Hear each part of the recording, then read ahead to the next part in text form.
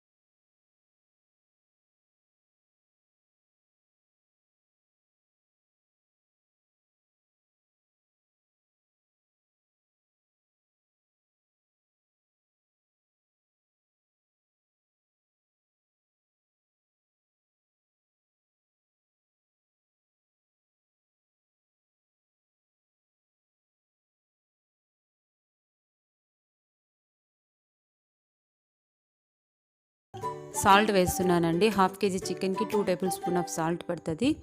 తర్వాత రైస్లోకి మనం ముందుగానే యాడ్ చేసుకున్నాం కాబట్టి 2 టేబుల్ స్పూన్ అయితే పడుతుంది. తర్వాత ఇప్పుడు కారం విషయానికి వస్తే ఒక చెక్క నిమ్మకాయ చెక్క పిండాలండి.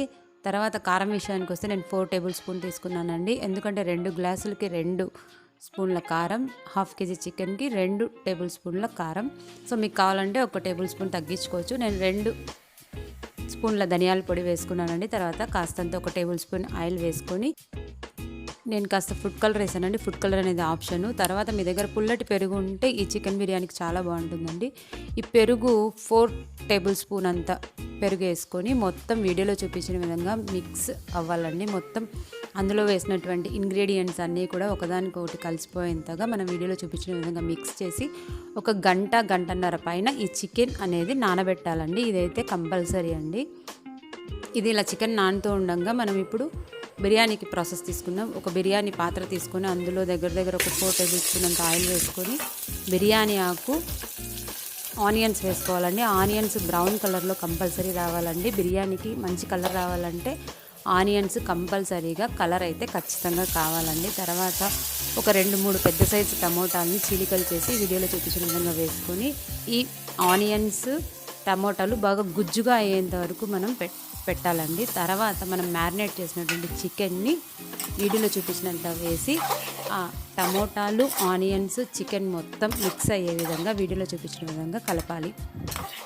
మిక్స్ చేసిన తర్వాత మనం ఫస్ట్ చికెన్ అయితే ఉడికించుకోవాలండి. అలాగే దమ్ పెట్టకూడదు. సో చికెన్ ఉడకడానికి ఒక లిడ్ పెట్టేసి ఒక 5 నుంచి 7 మినిట్స్లో చికెన్ ఉడికిపోతుందండి. బాగా నానింటుంది కాబట్టి.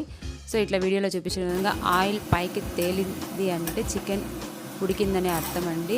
ఒకసారి మిక్స్ చేసుకొని ఇప్పుడు మనము చికెన్ని టెస్ట్ చేసుకుందాం ఉడికిందా లేదా అనే విషయము.